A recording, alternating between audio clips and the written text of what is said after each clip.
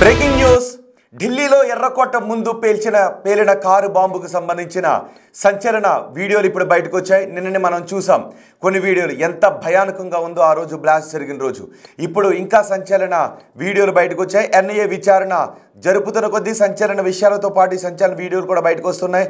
ఇప్పుడు మీరు big TV screen పైన చూడబోతున్నారు ఆ వీడియోని. ఇదిగో వీడే డాక్టర్ ఉమర్, ఇతనే ఆ కారు బాంబును పేల్చింది, 12 మందిని పొట్టన పెట్టుకున్నది. నిజానికి రిపబ్లిక్ డే రోజు పెద్ద ఎత్తున దాడికి పాల్పడ్డారు. 2 సంవత్సరాల నుంచి పేలుడు పదార్థాలను వీళ్ళంతా సేకరిస్తున్నారు. ఇప్పుడు తాజాగా వచ్చిన ఒక వీడియోని ఇప్పుడు నేను మీకు చూపించబోతున్నాను. ఒకసారి ఆ వీడియోను ప్లే చేద్దాం. అదిగో చూడండి ఒకసారి. ఇప్పుడు మీరు చూస్తున్న ఆ కారులో ఉన్న వ్యక్తే డాక్టర్ ఉమర్. పేలుడుకు ముందు కారులో డాక్టర్ ఉమర్ టోల్ ప్లాజాను దాటుతున్న దృశ్యాలు మీరు చూడొచ్చు. ఈ కారే ఢిల్లీలో ఎర్రకోట ముందు పేలుడు పదార్థాలతో పేలిపోయిన కారు. ఇప్పుడు మీరు ఆ విజువల్స్ను చూడబోతున్నారు. పేలిపోయిన సందర్భంలో ఒక్కసారిగా ఎంత విధ్వంసం చెలరేగిందో మీరు బిగ్ టీవీ స్క్రీన్ పైన చూడబోతున్నారు. ఇదిగో చూడండి ఒకసారి. అదిగో చూడండి ఒకసారి. ఇవే దృశ్యాలు నిన్న మీరు చూశారు. పేలిపోయిన సందర్భంలో ఎటువంటి దృశ్యాలు ఎంత విధ్వంసం జరిగిందో ఇప్పుడు చూడండి ఒకసారి. అదిగో ట్రాఫిక్ అక్కడ చాలా రద్దీగా ఉంది. అక్కడ ముందే ట్రాఫిక్ సిగ్నల్ ఉండటంతో వెహికల్స్ అన్నీ ఆగిన పరిస్థితి ఉంది. ఆ మధ్యలోనే ఉంది చూడండి ఒకసారి. అదిగో వైట్ కార్ ఉంది చూడండి ఒకసారి. సరిగ్గా 6:50 పేలుడు సంభవించింది. పేలిపోయిన వెంటనే ఒక్కసారిగా అక్కడ మంటలు అలుముకున్నాయి. అక్కడ ఉన్న స్ట్రీట్ లైట్లన్నీ కూడా ఆరిపోయాయి. చూడండి ఒకసారి. అదిగో రాత్రి 6:50 సమయం కావడంతో స్ట్రీట్ లైట్లన్నీ వెలుగున్నాయి. ఎవరికి వాళ్ళు తమ గమ్యస్థానానికి వెళ్తూ ఉన్నారు. చుట్టూ అక్కడ ఎక్కువగా ఆటోలు ఉన్నాయి. ఆ పక్కనే కార్లు కూడా ఎక్కువగా ఉన్నాయి. మెల్లగా ట్రాఫిక్ కదులుతుంది. ఆ సమయంలో ఒక్కసారిగా పెద్ద శబ్దంతో పేలిపోయింది. వెంటనే చుట్టుపక్కల మంటలు వ్యాపించాయి. జనం హాహాకారాలు చేస్తూ భయభ్రాంతులకు గురి అక్కడి నుంచి పరుగులు తీశారు. చూడండి మొత్తం లైట్లన్నీ ఆరిపోయాయి. అదిగో చూడండి ఒకసారి. మొత్తం చీకటి అలుముకుంది. ఆ చీకట్లోనే కాలిపోతున్న కార్లు, కాలిపోతున్న మనుషుల శరీరాలు ఇవన్నీ కనిపించడంతో ఒక్కసారిగా బీతావాహ దృశ్యాలు కనిపించాయి. ఆ కారులోనే డాక్టర్ ఉమర్ ఉన్నాడు. డాక్టర్ ఉమర్ షాహీన్తోనూ, ముజమిల్తోనూ, అదిల్తోనూ వీళ్ళతో కలిసి 2 సంవత్సరాల నుంచి పేలుడు పదార్థాలు సేకరిస్తున్నాడు. జనవరి 26వ తారీఖు రిపబ్లిక్ డే రోజున పెద్ద ఎత్తున విధ్వంసానికి వీళ్ళు ప్లాన్ చేశారు. వీళ్ళందరినీ కోఆర్డినేట్ చేస్తున్నది ఇమామ్ ఇర్ఫాన్. అతన్ని కూడా అరెస్ట్ చేశారు. జమ్మూ కాశ్మీర్లో ఉన్న ఇమామ్ ఇర్ఫాన్. అతను కూడా గవర్నమెంట్ మెడికల్ కాలేజ్లో పారామెడికల్ సిబ్బందిగా పనిచేశాడు. పారామెడికల్ సిబ్బందిగా పనిచేస్తూ ఇలా ఉగ్రవాద కార్యకలాపాలకు పాల్పడుతున్నాడు. యువ డాక్టర్లను ఒక చోటకు పిలిచి వాళ్ళకి ఉగ్రవాదానికి సంబంధించిన సాహిత్యాన్ని నూరుపోస్తూ వాళ్ళకి ఆ వీడియోలు చూపించి భారత్పై ఏ విధంగా బ్లాస్ట్లు చేయాలి, భారత్లో ఏ విధంగా అశాంతిని క్రియేట్ చేయాలి, మారణ హోమాన్ని ఏ విధంగా సృష్టించాలనే విషయంపై ఉగ్రవాదానికి ఆకర్షితులను చేస్తూ బోధనలు చేస్తున్నాడు. సరిగ్గా బ్లాస్ట్ జరిగిన రోజు ఏం జరిగింది అనేది ఇప్పుడు మీరు బిగ్ టీవీ స్క్రీన్ పైన చూడొచ్చు. చూడండి ఒకసారి. ఆ మొదటి బాక్స్లో, ఆ కిందున్న బాక్స్లో మీరు చూస్తున్నారు. ఆ రెండో బాక్స్లో మీరు చూడొచ్చు. సరిగ్గా 6:50 అదిగో ఈ సీసీటీవీలో 6:51 ఆ సమయం అయింది. సరిగ్గా ఆ సమయంలో మధ్యలో కనబడుతుంది. ఒకసారి పేలటానికి ముందున్న దృశ్యాలను మీకు నేను చూపిస్తాను. పేలిన తర్వాత ఇదిగో చూడండి ఒకసారి. చుట్టూ లైట్లు ఉన్నాయి. కాంతివంతంగా ఉంది. అదిగో ఆ వైట్ కారును చూసారా? ఆ కారులోనే అతను ఉన్నాడు. ఎవరికి అనుకోవటానికి కూడా, అనుమానించడానికి కూడా అవకాశం ఉండదు. ఆ కారు బాంబు పేలిన తర్వాత చుట్టూ ఉన్న వాహనాలు ఎలా తుక్కు అయిపోయాయి మనం చూడొచ్చు. మొత్తం అక్కడున్న కొన్ని మీటర్ల దూరంలో ఉన్న లైట్లన్నీ కూడా పగిలిపోయాయి. ఒక్కసారిగా చీకటి అలుముకుంది. ఆ చీకట్లోనే కాలిపోతున్న కార్లు, కాలిపోతున్న వాహనాలు, తెగిపడిన మనుషుల శరీర అవయవాలు ఇవి కనిపించాయి. ఒక్కసారిగా బీతావాహంగా మారిపోయింది. కొన్ని కిలోమీటర్ల మేర ఆ శబ్దం వినిపించింది. ఉగ్రవాదులు పెద్ద కుట్రకే దారితీశారు. ఎన్ఐఏ దర్యాప్తు చేస్తోంది. ఏ ఒక్కరిని కూడా వదలమంటుంది. అసలు గురి ఎర్రకోట. ఎర్రకోట దగ్గర తీవ్ర విధ్వంసానికి వీళ్ళు ప్లాన్ చేశారు. కానీ వీళ్ళు ప్లాన్ చేసింది మాత్రం పేలుడు జరిగిన రోజు కాదు. రిపబ్లిక్ డే రోజు పెద్ద ఎత్తున విధ్వంసానికి వీళ్ళు ప్లాన్ చేశారు. అయితే ఇప్పటికే కొంతమంది ఉగ్రవాదులు పట్టుబట్టడం, ఈ ఉమర్ గురించి, షాహీన్ గురించి, ముజమిల్, ఆదిల్ వీళ్ళందరి గురించి ఏమేమి చేయబోతున్నారో అనే సమాచారం బయటకు వచ్చేయడంతో చేసేది లేక ఆ రోజు ఆ కారులో ఈ పేలుడు పదార్థాలను తీసుకుని వెళుతూ ఉన్నాడు. ఆ సమయంలోనే ఇది పేలిపోయింది. ఒకవేళ వీళ్ళు అనుకున్నట్టుగా ప్లాన్ ఎగ్జిక్యూట్ చేసి ఉంటే మారణ హోమం వేరే విధంగా ఉండేది. మనం చూసాం 2008లో 2005లో ఢిల్లీలో ఏ విధంగా మారణ హోమాన్ని సృష్టించారో మనం చూసాం. ఏకంగా 2005లో అయితే 62 మంది చనిపోయారు. 2008లో కూడా అలాంటి మారణ హోమాన్ని సృష్టించారు. మరోసారి ఢిల్లీలో ఇలాంటి మారణ హోమాన్ని సృష్టించాలనుకున్నారు. చూడండి ఒకసారి, అదిగో ఆ కారులోనే, వైట్ కలర్ కారులోనే టోల్ ప్లాజా దగ్గర, చెక్ పోస్ట్ దగ్గర చూడండి, అదిగో కారు ఎక్కుతున్నాడు. కానీ ముగ్గురు కార్లు ఎక్కారు. ఇందుకే అనుకున్నారు నిజానికి ఆ కారులో ముగ్గురు ఉన్నారా ఒక్కరే ఉన్నారని అనుమానించింది. అందుకే చూడండి ఆ కారులో ముగ్గురు ఎక్కుతున్న దృశ్యాలు. ఆ తర్వాత కారులో ఉమర్ ఒక్కడే ఉన్నారని అనుకున్నారు. ఆ ఉమర్ బాడీలోంచి, ఉమర్ శరీరంలో నుంచి వాళ్ళ మదర్ శరీరం శాంపిల్స్లో ఉన్నటువంటి DNA శాంపిల్స్ని మ్యాచ్ చేసి చూశారు. అది వాళ్ళ మదర్ DNAతో సరిపోలింది. దీంతో ఆ బాడీ ధృవీకరించారు. ఆ కారులో ఉన్నది ఉమరే అని కంప్లీట్గా ధృవీకరించారు. ఆ పైన మీరు రెండో బాక్స్లో ఆ పైన చూస్తున్నది ఇమామ్ ఇర్ఫాన్. అతనే మొత్తం ఈ దాడులన్నింటికి కూడా సూత్రధారి. ఇతనే పాకిస్తాన్కి చెందిన ఉగ్రవాద సంస్థలతో సంబంధాలు ఏర్పరచుకొని భారతదేశంలో యువతను ఉగ్రవాదం వైపు ఆకర్షిస్తూ వాళ్ళకి ఉగ్రవాద వీడియోలు చూపిస్తూ ఇలాంటి దాడులకు ప్లాన్ చేస్తున్నాడు. అతన్ని కూడా ప్రస్తుతం అదుపులోకి తీసుకున్నారు. అయితే ఈ దాడులు మొత్తానికి పాకిస్తాన్ మూలాలే ఉన్నాయి. ఇప్పటికే మన హైదరాబాద్లో కూడా ఒక డాక్టర్ని అదుపులోకి తీసుకున్నారు. అయితే వాళ్ళు ప్లాన్ చేసినది వేరు. ఆహార పదార్థాల్లో విషం కలిపి మారణ హోమాన్ని సృష్టించాలి అని హైదరాబాద్లో దొరికిన డాక్టర్లు ప్లాన్ చేశారు. చూడండి ఒకసారి, అదిగో రెండో బాక్స్లో మీరు చూస్తున్నది ముగ్గురు కార్లు ఎక్కుతున్నారు. ఇప్పుడు మీరు చూస్తున్న I-20 కార్ అది. ఆ కారే పేలుడు పదార్థాలను తీసుకుని వెళ్తూ ఎర్రకోట ముందు విధ్వంసాన్ని సృష్టించిన కార్ అది. ఆ కారులో ఉమర్ మృతదేహం ఉంది. ఆ కారులో ఆ టోల్ ప్లాజా దగ్గర ఎక్కింది మాత్రం ముగ్గురు యువకులు ఎక్కారు. ఒకడు వెనకెక్కాడు, ఇంకొకడు ముందెక్కాడు. ఉమర్ కార్ని డ్రైవ్ చేస్తున్నాడు. ఆ బ్లాక్ టీషర్ట్ వేసుకున్న వ్యక్తి కూడా అదే కారులో ప్రయాణం చేస్తున్నారు. చూడండి, బ్లాక్ టీషర్ట్ వేసుకున్న వ్యక్తి ముందెక్కుతున్నాడు. ఆ వైట్ షర్టు భుజానికి బ్యాగ్ వేసుకున్న వ్యక్తి వెనకెక్కుతున్నాడు. ఆ కార్ నిండా కూడా పేలుడు పదార్థాలు ఉన్నాయి. 2 సంవత్సరాల నుంచి వీళ్ళు పేలుడు పదార్థాలను సేకరిస్తున్నారు. రిపబ్లిక్ డే రోజు పెద్ద ఎత్తున జనం వస్తారు కాబట్టి,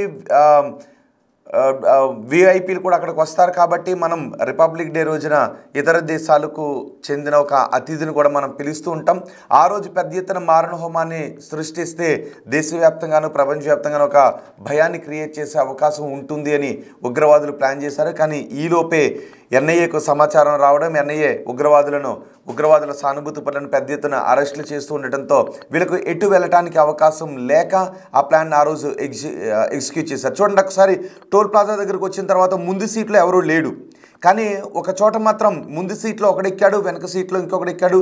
డ్రైవింగ్ సీట్లో ఆల్రెడీ ఉమర్ ఉన్నాడు. కానీ ఈ దృశ్యాల్లో మాత్రం ఎవరూ లేడు. ముందు సీట్లో కేవలం డ్రైవింగ్ సీట్లో మాత్రమే ఉమర్ ఉన్నాడు. ఆ డ్రైవర్ పక్కన ఉన్న సీట్లో ఇంకెవరూ కూడా లేరు. మరి ఆ ఇద్దరిని మధ్యలోనే దిగిపోయి ఉండాలి. సరిగ్గా పేలుడు సంభవించినప్పుడు మాత్రం ఉమర్ ఒక్కడే ఉన్నాడు. సో పేలుడు సంభవించినప్పుడు ఎటువంటి దృశ్యాలు ఉన్నాయో మీరు ఆ మొదటి బాక్స్లో చూడొచ్చు. ఆ పేలుడు తీవ్రత ఎంత శక్తివంతంగా ఉందో మీరు చూడొచ్చు. ఒక్కసారిగా ఆ శక్తివంతమైన పేలుడు కారణంగా చుట్టూ ఉన్న వాహనాలన్నీ ఛిద్రమైపోయాయి. ఏకంగా 12 మంది చనిపోయారు. ఢిల్లీ పేలుడుకు సంబంధించి NIA విడుదల చేసిన ఒక తాజా సీసీ ఫుటేజ్ ఇది. మొత్తం అక్కడ ఉన్న దగ్గరలో ఉన్న అన్ని సీసీ ఫుటేజ్లను పరిశీలిస్తూ ఉన్నారు. ఇతర అనుమానాస్పద వ్యక్తులు ఎవరైనా ఉన్నారనే విషయంపైన ఆరా తీస్తున్నారు. ఇప్పటికే చాలామందిని అదుపులోకి తీసుకున్నారు. NIA ఇప్పుడు ఈ కేసును దర్యాప్తు చేస్తోంది. ఇంకా చాలామందిని అదుపులోకి తీసుకునే అవకాశం కూడా కనిపిస్తుంది. ఎవరెవరు ఉగ్రవాద లింకులు ఉన్నాయి, ఎక్కడెక్కడ వాళ్ళకి లింకులు ఉన్నాయి అనే విషయాలను పూర్తి స్థాయిలో ఆరా తీస్తున్నారు. ప్రస్తుతానికి మాత్రం పాకిస్తాన్తో ఈ ఉగ్రవాద లింకులు బయటపడుతున్నాయి. తాజా దృశ్యాలు కూడా మీరు బిగ్ టీవీ స్క్రీన్ పైన చూడొచ్చు. పేలుడు సంభవించిన ఆ క్షణంలో ఉన్న తాజా దృశ్యాలు ఇవి. ఈ లింకులు పాకిస్తాన్కి కనెక్ట్ అవుతూ ఉండటంతో రాబోయే రోజుల్లో ఏం జరిగే అవకాశం ఉందనే విషయంపై కూడా చర్చ జరుగుతోంది. ఇప్పటికీ మనం అంటూ ఉన్నాం, ఆపరేషన్ సింధూర్ 2.0 స్టార్ట్ అవుతుంది, మేము ఆపరేషన్ సింధూర్ ముగిసిపోలేదు అనే వార్నింగ్ని పాకిస్తాన్కి ఇస్తున్నాం. పాకిస్తాన్ పెహల్గాంలో దాడి చేసిన తర్వాత మనం ఆపరేషన్ సింధూర్ని స్టార్ట్ చేసిన తర్వాత వాళ్ళకి ఏం చేయాలో పాలుపోవడం లేదు. అందుకే భారత్పై ఏదో ఒక విధంగా విషయం కక్కుతూనే ఉన్నారు. ఇప్పుడు కూడా ఈ పేలుళ్లకు కారణం కూడా పాకిస్తాన్ మూలాలే బయటపడుతున్నాయి. పాకిస్తాన్ నుంచి ఉగ్రవాదులు భారతదేశంలో ఉన్న కొంతమంది సానుభూతి పరుల ద్వారా ఈ పేలుళ్లకు పాల్పడుతూ ఉన్నారు. ఇప్పుడు రాబోయే రోజుల్లో ఇంకా మరికొన్ని అరెస్టులు జరిగే అవకాశం ఉంది అని కూడా తెలుస్తుంది. మరి చూద్దాం పాకిస్తాన్తో పూర్తిగా మూలాలు బయటపడిన తర్వాత ఎటువంటి చర్యలు తీసుకుంటారు అనేది. మీరేమనుకుంటూ ఉన్నారు? ఈ పేలుడుకు పాకిస్తాన్తో లింకులు బయటపడుతూ ఉండటంతో అసలు పాకిస్తాన్కి ఏ విధంగా బుద్ధి చెప్పాలి అని మీరు అనుకుంటున్నారు? మీ అభిప్రాయాన్ని కామెంట్ బాక్స్లో తెలియచేయండి. ఒకసారి మనం ఢిల్లీ వెళ్దాం. ఢిల్లీ నుంచి పూర్తి సమాచారం అందించడానికి మా ప్రతినిధి శివ కూడా మనకి అందుబాటులో ఉన్నారు. సరిగ్గా ఆ రోజు పేలుడు జరిగిన రోజు మాత్రం ఆ ప్రదేశం అంతా ఎటు చూసినా మంటలే వ్యాపించాయి, ఎటు చూసినా హాహాకారాలే వినిపించాయి. భయభ్రాంతులు అక్కడ నుంచి ప్రజలు పరుగులు తీసిన దృశ్యాలే కనిపించాయి. అక్కడికి వచ్చిన ప్రత్యక్ష సాక్షులు కూడా చెప్పారు, మాకు పెద్ద శబ్దం వినిపించింది, దగ్గరకు వచ్చి చూసేసరికి కాలిపోతున్న వాహనాలు కనిపించాయి, మనుషుల అవయవాలు అక్కడ విసిరేసినట్టుగా మాకు కనిపించే ఒక్కసారిగా భయం వేసిందని వాళ్ళు చెప్పారు. సో ఆ పేలుడు తీవ్రత ఎంత శక్తివంతంగా ఉందో మీరు బిగ్ టీవీ స్క్రీన్ పైన చూడండి ఒకసారి. అదిగో ఆ లైట్, ఆ కార్, ఆ వైట్ కలర్ కార్ కనిపిస్తుంది కదా, ఆ వైట్ కలర్ కార్ కనబడుతుంది. ఇంకొకసారి చూడండి, అదిగో ఆ మధ్యలో వైట్ కలర్ కార్ కనబడుతుంది చూసారా? సరిగ్గా ఆ కార్లోనే, అదిగో ఆ ఆటో వెనుకున్న వైట్ కలర్ కార్, ఆ కార్లోనే ఈ పేలుడు పదార్థాలను తీసుకుని వెళ్తున్నారు. సరిగ్గా 6:51 ఈ కారు బాంబు పేలుడు సంభవించింది. మా ప్రతినిధి శివ ఉన్నారు ఢిల్లీ నుంచి సమాచారం అందించడానికి. శివ, ఎన్ఐఏ విడుదల చేస్తున్న సీసీ ఫుటేజ్ని చూస్తుంటే పేలుడు ఎంత శక్తివంతంగా ఉందో మనం క్లియర్గా అర్థమవుతుంది. సో ఎన్ఐఏ ఇన్వెస్టిగేషన్లో బయటకు వస్తున్న తాజా వివరాలు ఏంటి, ఏమైనా తెలుస్తున్నాయా? ఢిల్లీ పేలుడు కేసులో కీలక పురోగతి కనిపిస్తా ఉంది. ఎన్ఐఏకు దర్యాప్తును అప్పగించిన తర్వాత అటు ఎన్ఐఏ ఫోరెన్సిక్ నిపుణులు రంగంలో దిగారు. దీంతో ఈ కారు చెందిన వ్యక్తి అది తెలుసుకునేందుకు వారి కుటుంబ సభ్యులకు తల్లిని కూడా అదుపులో తీసుకున్నారు. తర్వాత తల్లి కూడా తెలుసుకునేందుకు ఆ తల్లి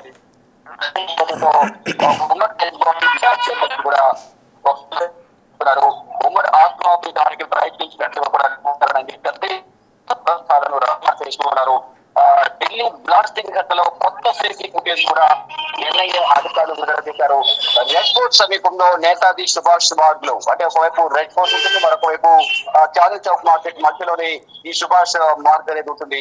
ఈ మార్గ్ దగ్గరనే సిగ్నల్ దగ్గర gate number red fort gate number 1, metro gate number 4, అలాగే సిగ్నల్ కి రన్నింగ్ లో ఉండగానే సిగ్నల్ కి అతి సమీపంలోనే వితిన్ 2 మీటర్స్ లోనే ఈ ప్రమాదం చోటు చేసుకుంది. పేలుడు ప్రమాదం. అక్కడ ట్రాఫిక్ ఎక్కువగా ఉన్న దృశ్యాలు కూడా సీసీటీవీలో రికార్డ్ అయ్యాయి. పెద్ద ఎత్తున ఈ వాహనాలు ఉన్నాయి. ఆ మధ్యలో బిగ్ బ్లాస్ట్ జరిగింది, అంటే పెద్ద ఎత్తున పేలుడు సంభవించింది. ఈ పేలుడుకి మసీద్ లో ఉన్న వారికి, మార్కెట్ లో లోపల ఉన్న వారికి ఆ శబ్దం విన్న వెంటనే మార్కెట్ లో ఉన్న వారికి ఏం చేయాలో తెలియక తీవ్ర ఆందోళన వ్యక్తం అటు నుంచి చూసినట్టు ఆ ప్రజలు పరుగులు తీసిన పరిస్థితి కనిపిస్తుంది. అంటే పెద్ద శబ్దం వినిపించింది.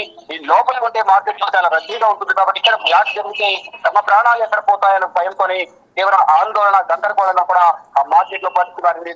ఈ నేపథ్యంలోనే ఆ శబ్దం అయిన తర్వాత అక్కడున్న ప్రజలు కూడా, షాప్ లో పని చేసేవారు కానీ, షాప్ నిర్వాహకులు కానీ, అక్కడికి కొనుగోలు చేయడానికి వెళ్ళిన పర్చేజ్ కోసం వెళ్ళిన ప్రజలు కూడా అటు ఇటు పరుగులు తీసిన పరిస్థితి కనిపించింది. ఇక కారు బాంబు పేలిన వెంటనే పెద్ద ఎత్తున మంటలు వ్యాపించాయి. చుట్టుపక్కల ఉన్న వాహనాలకు కూడా నిపుణులు అలుముకునే నేపథ్యంలో అవి కూడా ఈ పేలులకు దగ్ధమయ్యాయి.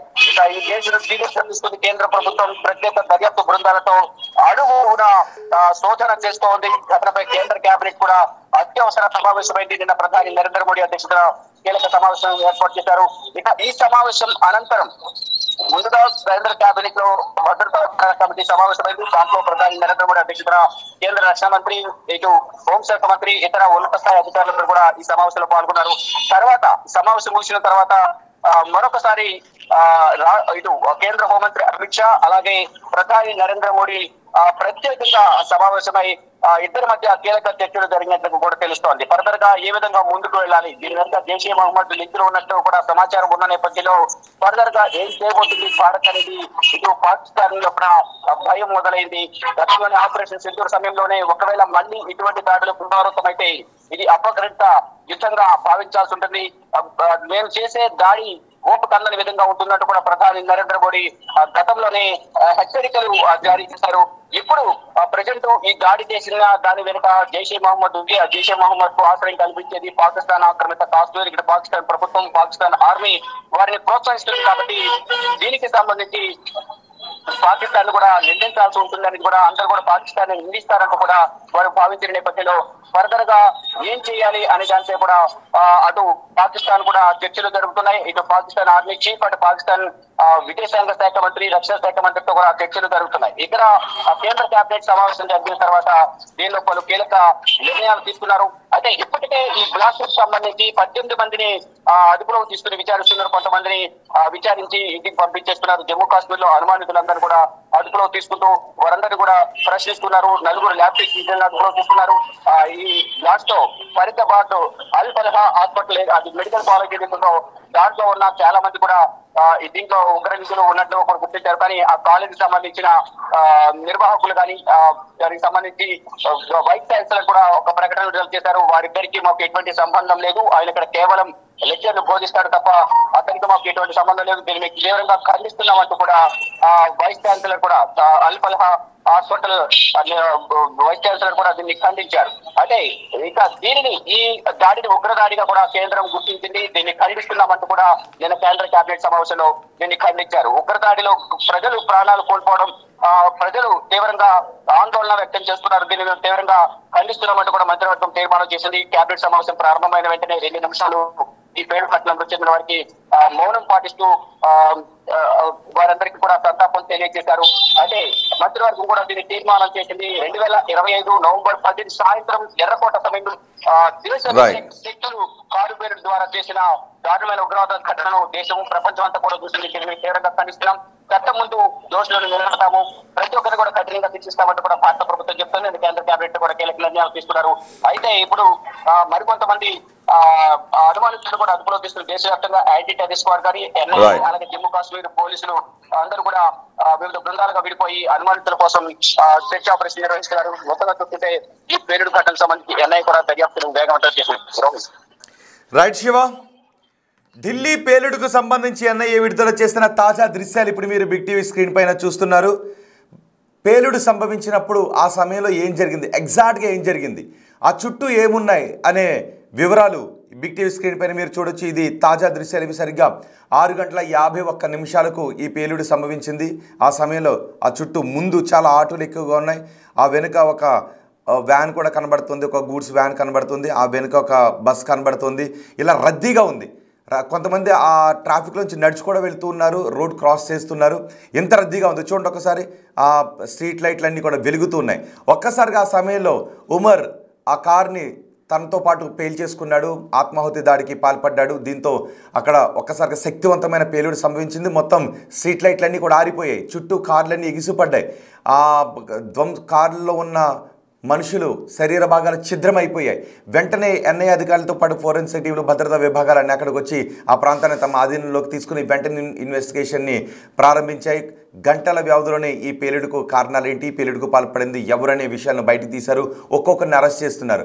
ఉమర్ తల్లిని కూడా ప్రస్తుతం ఎన్ఐఏ అధికారులు ఆరా తీస్తున్నారు, విచారిస్తున్నారు. ఉమర్ తల్లి DNA శాంపిల్స్ సేకరించి ఆ కార్లో ఉన్న ఈ వ్యక్తితో పోల్చితే అవి సరిపోలే.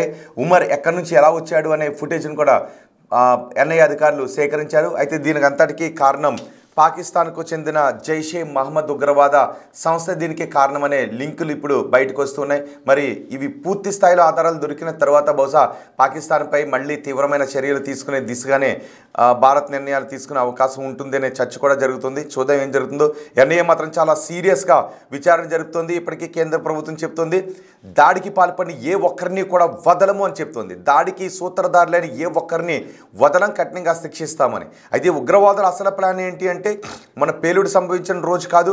ఈ ఉగ్రవాదుల అసలు ప్లాన్ రిపబ్లిక్ డే రోజు పెద్ద ఎత్తున ఎర్రకోట దగ్గర మారణ హోమాన్ని సృష్టించాలి అని వీళ్ళు ప్లాన్ చేశారు. కానీ ఈలోపే జరుగుతున్నటువంటి అరెస్టులు ఇవన్నీ ఉగ్రవాదులు ఒక భయాన్ని క్రియేట్ చేశాయి. అందుకే ముందుగానే ఈ ఆత్మాహుతి దాడికి వాళ్ళు ప్లాన్ చేశారు.